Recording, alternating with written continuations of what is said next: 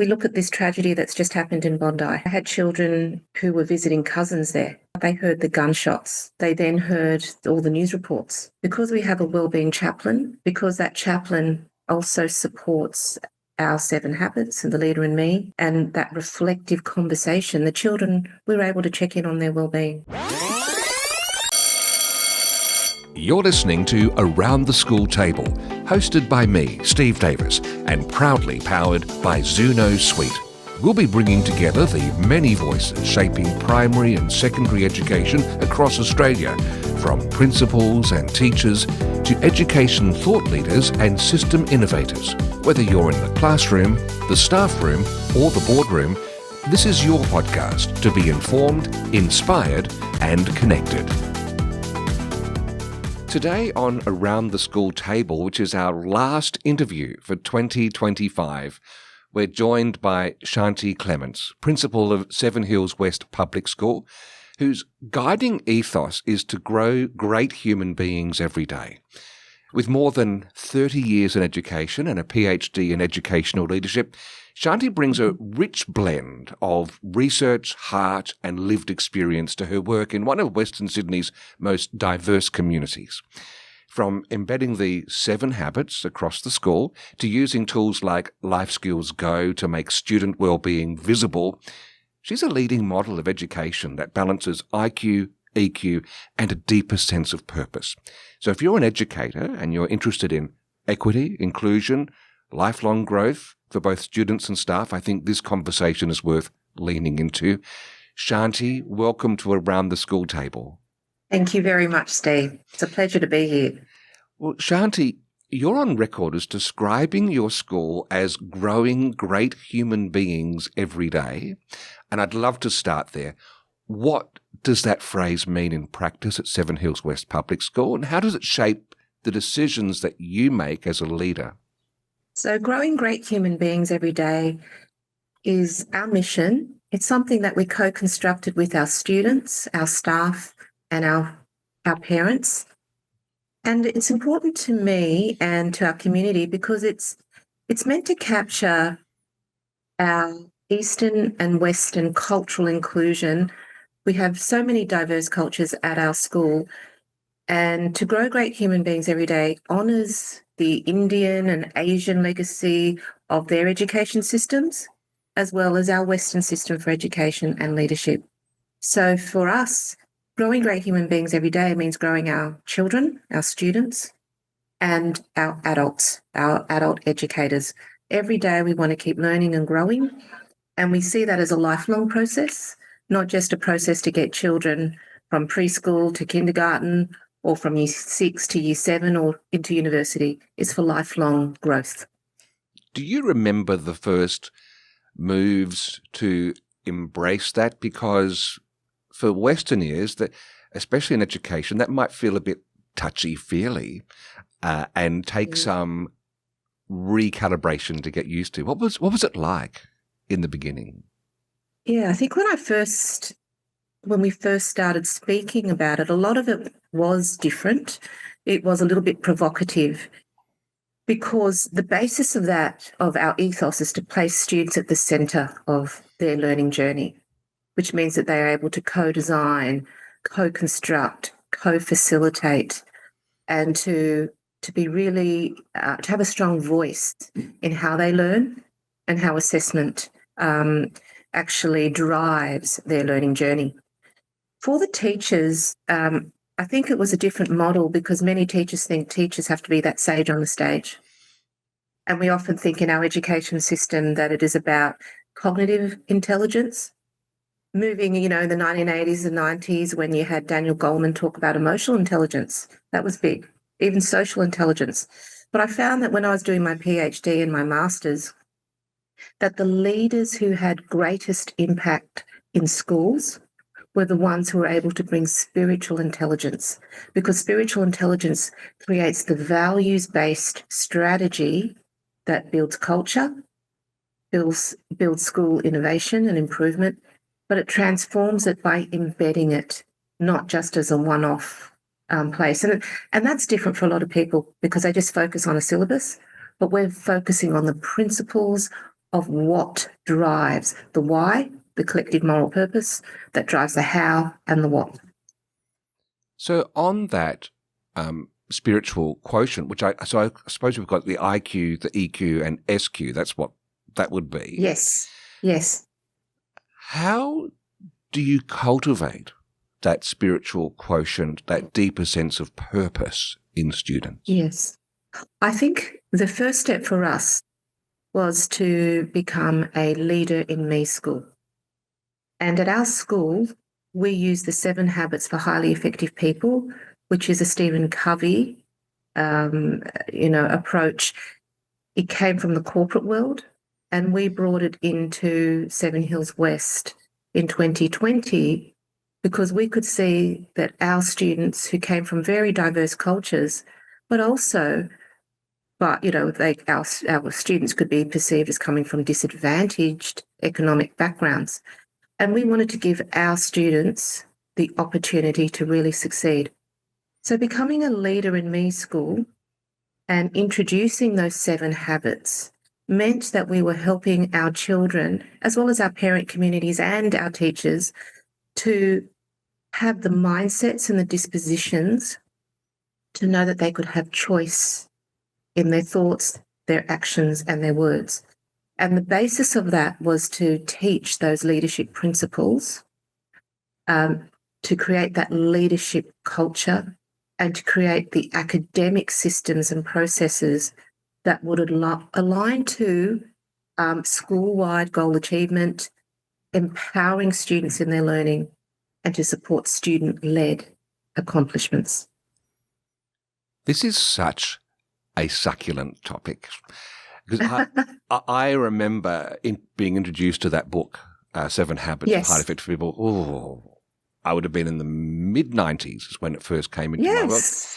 And it has stuck with me. I haven't been a perfect student of Mr. Covey, but I find there's residue, like begin with the end in mind, which I imagine you practice, and some other techniques throughout. But that book is written for an audience who he assumes has agency over their life so they can make changes. And my ears pricked up because twice now you've mentioned how students co-design. They're at the center. I know I've just let us into an abstract field, but can you talk to that for a moment to tease that out? That because I'm sure this is not a common intersection of that book in the education realm. It has become an approach that is used in Leader in Me schools. Okay. And there are many schools in America, Australia, internationally that do use it. But if I sort of riff off what you're saying, Steve, the difference in this approach compared to just borrowing a system which has just values, because you can have values, but people can't necessarily embed those values with a common understanding if we don't understand what it means. So when you're using the Leader in Me, you're teaching them 5 paradigms, 5 dispositions: the paradigm of leadership, potential, paradigm of change, paradigm of motivation, the paradigm of education. So they know that change starts with them, that everyone can be a leader, everyone has genius, that we are here to develop the whole person. And that's why the emotional, the spiritual, the cognitive comes together. It was challenging at the start because often educators think that they've got to direct and control student learning. Instead, if we empower students to lead their own learning, you're setting them up with the skill sets that give them the gift for the rest of their lives. You and I know that because, a lot of people now, they're discovering you've got students coming out of university who are not getting jobs. The degrees don't matter in the same way. What matters is your critical thinking, how you collaborate with others, how you problem solve. And I believe that 7 Habits in a school setting teaches them the important 21st century skills to make a difference and be successful across their whole life. And I'm thinking from childhood adulthood to that wise elder who can give back to community. Wow. And I wonder if many teachers over the years have inherently been practicing this, but perhaps not with that explicit framework that Leader in Me brings to the table, that Covey encapsulated in his work. Yes. Because Mr. Murphy, my English teacher in Year 11, he nurtured this person to break free and to become ravenous with hunger to learn. And that is, I think, that writ large, at least part of it. I think, Steve, though, that you can have those 7 habits, but it's how you do it in a school that's based on your context that makes the difference. Okay, it's a fork in the road. I want to go 2 places at once, but I'll start. Yes. I'll do one. Just to finish this first part of our conversation, could you ground this discussion of the 7 habits perhaps in a particular student's mindset or behavior that you've been able to witness where you see these principles manifest? Yeah. Well, I might not just talk about one. I might talk about our SRC. Okay. So our Student Representative Council, where you have children from every class being represented, kindergarten to Year 6, plus our support unit classes. And the students have led student leadership projects. They go off and they do learning walks. So they go in, they run learning walks each term. They look at the categories of engaged student learning conversations. They're not looking at the teacher. They're looking at the student experience in their learning. They also do focus groups with teachers where they interview the teachers on how they teach and what drives them to what inspires them as an educator. And they also use it as an opportunity to give feedback to teachers as to what works and engages the children in the classroom. The third thing I could say that the SRC have done is that they have redesigned all of our signage, our positive behaviour signage, and they have put it into alignment with the 7 habits so that when you're in the playground, around the toilets, assembly, lining up, you know how to do those things and how to use the 7 habits to drive it. They also do Leader in Me surveys annually. And when you see where the school started and where we are now, the leadership culture, the student voice is all rated highly. And this was also proven in our, the last 5 years of our Tell Them From Me surveys, anti-bullying surveys, all showed that racism, bullying all decreased, negative discipline referrals decreased, because we're seeing the children as being responsible partners in their learning. I wanted to be born again and become a student in that school. What a great environment to learn who you are yourself with being not so much just a grown-up at the table, a human at the table. Thank you for that, because it's not easy. Not everybody has that paradigm. No. The other part of that fork that I was wanting to go down, I think we're perfectly poised for that now, because you've led schools in both what we call affluent and highly multicultural communities. Coming with that contrast of experience, how's that informed your philosophy on educational equity and the different ways that students develop wisdom, not just their academic success? Yeah. That's a very big question, Steve. I realise now when I first started this journey as a principal, it was in 2010. So this is my second school. It's 16 years of leadership. And I have realised that wisdom happens when, as educators, we trust that we can hand back the locus of control to the learner. If we allow the learner to face challenges, to learn from mistakes, to see them as opportunities for growth and continuous improvement, we develop in maturity, We develop breadth and depth, which is what leads to wisdom. Wisdom is when you have a body of knowledge where you can share and support others in their learning. So if we get children at our school to be co-mentors and leaders, it means that you can develop your skill sets by helping others. That's service leadership. It means you don't have to just be the expert in just one topic. It means that if you don't do well on a literacy test or a numeracy test, that you're not a failure.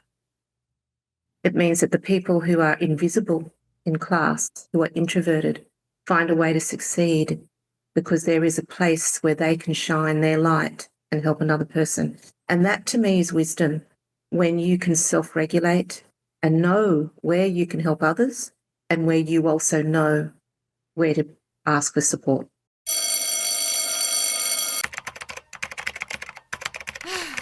Still wrestling with clunky reports? Switch to Accelerus, the gold standard in school reporting. From semester to continuous reporting, design stunning reports in Word, pull data from multiple sources, and share with a click. Easy, flexible, beautiful. Accelerus. Love at first report. Visit xuno.com.au. I share a background with you of radio journalism, and so I can't let this moment pass, because that dialogue, that in it togetherness that you have, Sydney, of course, being the melting pot of Australia, when things happen that are big in the news and tragic, do you see this school body bend and absorb and think through in ways that perhaps might be different from other schools? Yes, I think we do wellbeing in a different way. We let the children let us know how their wellbeing works. For example, in our student reports, we have the children self-assess against the PERMA framework. They every semester will self-assess their positive emotions, their motivations, their strengths. We have a learner profile, which we use with the children, which enables us to know that they have different ways of wanting to learn. We know what are their learning agilities and how best to engage them. It's, we look at this tragedy that's just happened in Bondi. I had children who were visiting cousins there on the weekend. Luckily, their families were safe, but they heard the gunshots. They then heard all the news reports. Because we have a wellbeing chaplain, because that chaplain also supports our 7 habits and the leader in me, and that reflective conversation, the children, we're able to check in on their wellbeing. We have children from Middle Eastern backgrounds. We have Christian children. We have all diverse religions, political viewpoints and cultures. And it wasn't an issue at our school. Yeah, it's a hard one. To me, though, that is the proof in the pudding. It's wonderful theory and it sounds magnificent, but it's when things are tested, we know that they have the resilience to hold and to move forward. So thank you for that, because there's another aspect of school life, and that's home life. And you believe, I've been told, that strong home/school partnerships are central to learning. You've got so many languages and cultures represented at Seven Hills West. How do you build real two-way engagement with families? That's an area that we're really trying to strengthen. It's been difficult post-COVID because the first 2 years when I was here, it was very hard to have everybody on site and we did a lot of remote learning. But what we found in that COVID period of remote learning was that we really connected with community through the 7 habits and the leader in me. We got them to show how they were using it at home. So the parent program in the first 8 days, how we do family learning, how we do family communication, how we report on the children's goals. Because each year, against the 7 habits, they set a wellbeing goal, an attendance goal, a literacy goal, a numeracy goal. The children then track that term to term, and we share that at the student, the parent conversations, their 3-way conferences. So it is important. And when we have those showcases, or we have our transdisciplinary curriculum showcases, the parents come in and they watch all of that and they see what's happening. That is going to be the next step, because we've got areas of strength. The challenge and the hurdle is bringing community on board, because not everybody in our community speaks English and is literate. Very different from my other community when I was a principal in Mossman. Yes. So it's a very different way of engaging. My way of engaging is to build trust and for our parents to know their children are psychologically safe at school. Did any parents at Mossman ever correct your grammar? You don't have to answer that. I'm curious about your PhD because you explored leadership identity and the path from novice to wise leader. Let's focus on staff here. How do you help them, especially new or early career teachers, move along that leadership curve? So if we grow great human beings every day, it means we're growing our educators every day. And we have aspiring leadership programs. We also support our leaders who are experienced in also rejuvenating in their professional learning and their leadership. We have the Flourish program, which is about the wellbeing of our staff. I am an accredited Brene Brown facilitator coach for Daring Teams. So we've been doing the Daring Teams program, which is all about building culture and building leadership in daring and brave ways, courageous ways, where we learn how to be clear, but also to be kind. Because we have a very strong aspiring leadership program, and we have a strong coaching culture for our beginning teachers, I find that we have this wonderful trajectory where someone comes in as a casual or a graduate teacher, we get them accredited, and then very soon, within a year or two, they're on our leadership pathway. There is somebody I've just appointed as an assistant principal. She's been at our school for almost 4 years. She got accreditation last year. Next year, she'll be an assistant principal. So we build and we nurture talent, and that's because we're committed to our staff growing. And I think I'm a little bit like Richard Branson. I don't hold them back. I have been successful if they unleash their talents and their potential. I just want to return to students now, because you've integrated student wellbeing check-ins using Life Skills Go. And I had the absolute pleasure of chatting with Nikki Bonus, who's the founder. Love her. Yes, she was great. Episode 2 of Around the School Table.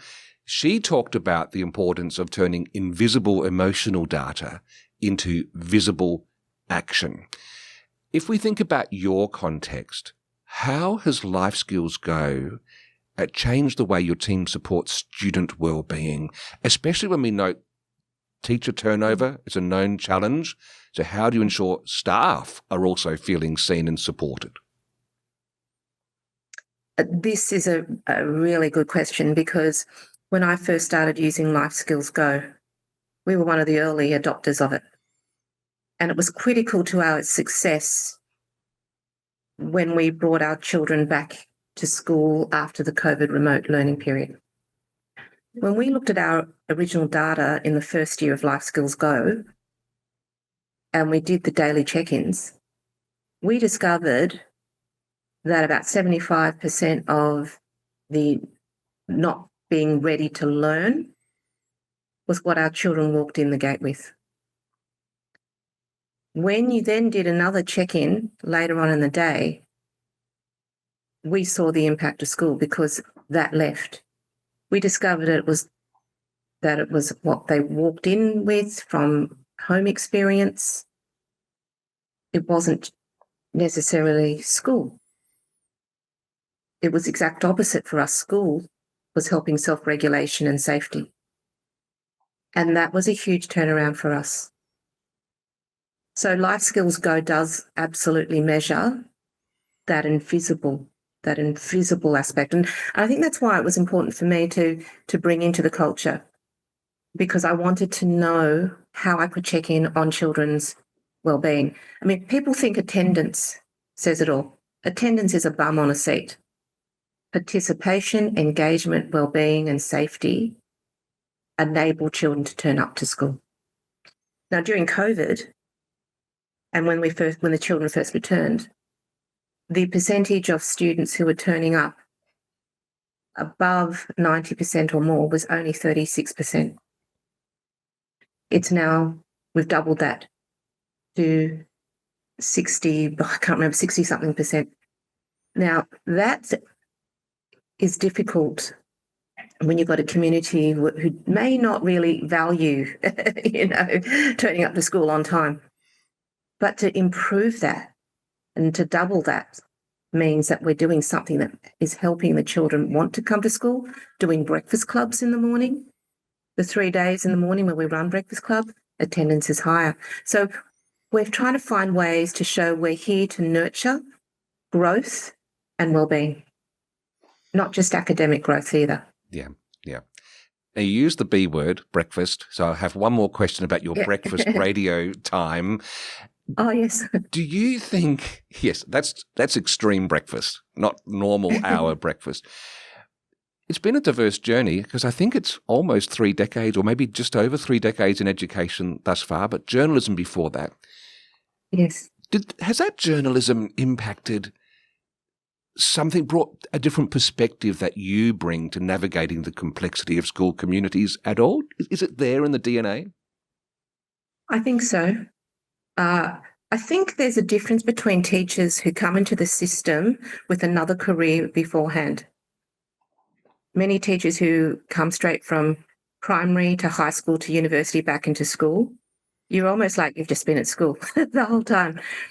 When I was working as a journalist across, I was doing it on radio, and because it was breakfast news, and I was also doing current affairs, and I did have a program called Fast Bucks that I was working on, which was an economics program. I don't know if you remember it. It was a long time ago. But what it taught me was the big things that affect the world socially, globally, where war, where global catastrophes affect people and what stays in the media. And I think it's why I eventually became a teacher, because a lot of what we see in the media comes down to a lot of war that's affected in cultures, particular religions. It's happening again in the world. And so I saw going into education as an opportunity to make a difference.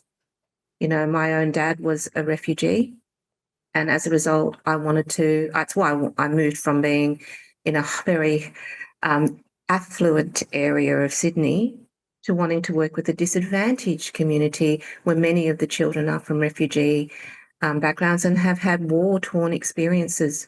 So yes, journalism has taught me that I want to help, not just report. Yes. And if I can just twirl together, I mean, your dad is a refugee from Singapore. You also have worked on anti-racism education and Pacific Islander leadership in your career. And as you mentioned, so many refugee and migrant families in Western Sydney. Is there a program that springs to mind, an example of something that you found particularly impactful at building inclusivity in this context? Yes.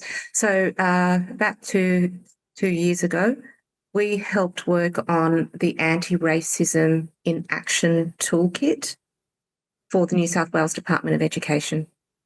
And our stage 3 students who were in year 5 and 6 helped develop role plays that showed how to be an upstander rather than a bystander when it came to racism. And it was fantastic for our students to be involved in this anti-racism initiative, and then to know that what we had done had supported stage 3 lessons across the state. And I do believe that we are a very inclusive school, not just racially, but if you came to one of our assemblies, even our presentation day, our support unit students attend. Our students are used to hearing the sounds of our support unit children who may not be so great at self-regulating, but that's important for them to know that that we all learn in different ways. We have mainstream, we have support units, children. It's all inclusive.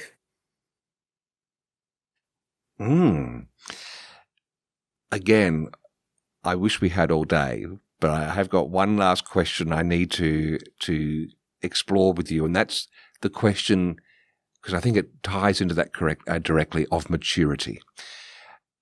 You're on record as saying maturity doesn't arrive at 21. We keep evolving through our lives.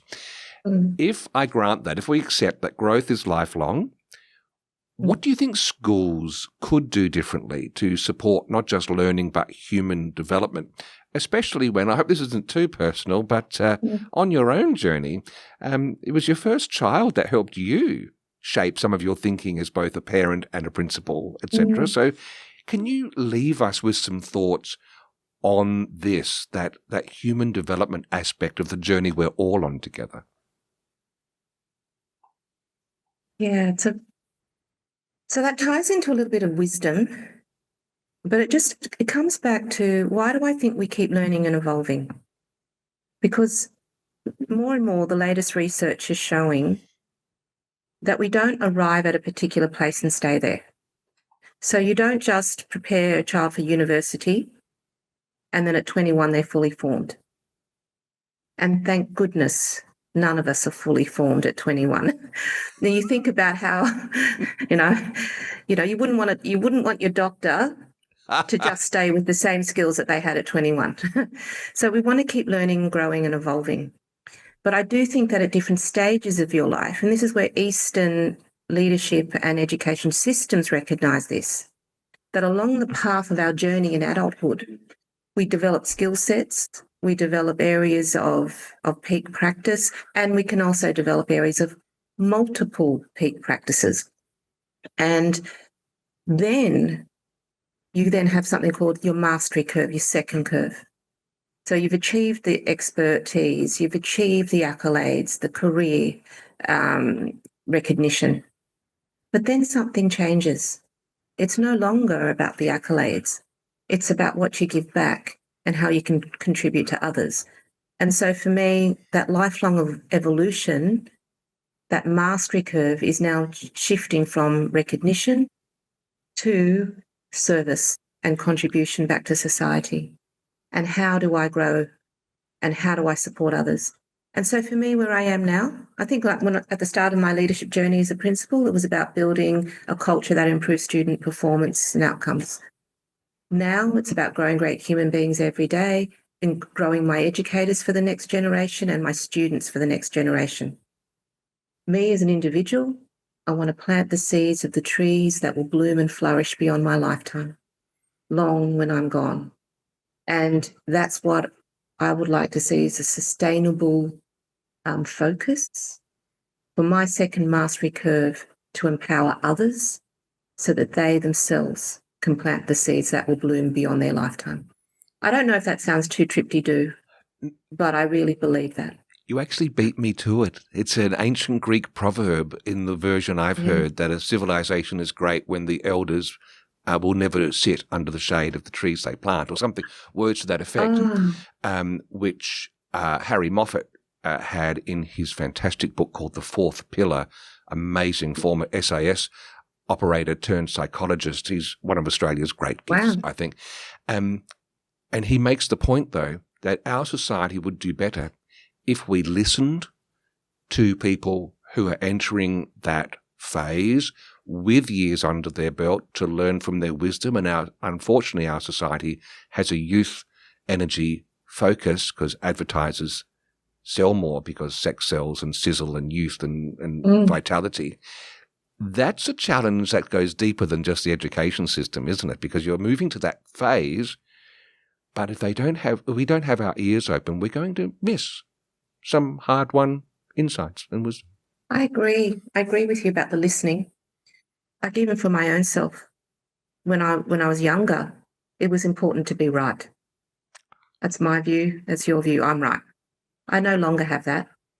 I now have multiple aspects of myself where I go, oh yeah, they're right. And I'm right in this bit and that person's right with that part. But it is one of those things where the more we listen, it's habit number 5 from Stephen Covey, seek first to understand, then to be understood. And I truly believe that the more that we listen, the more that we learn. And it's about being discerning.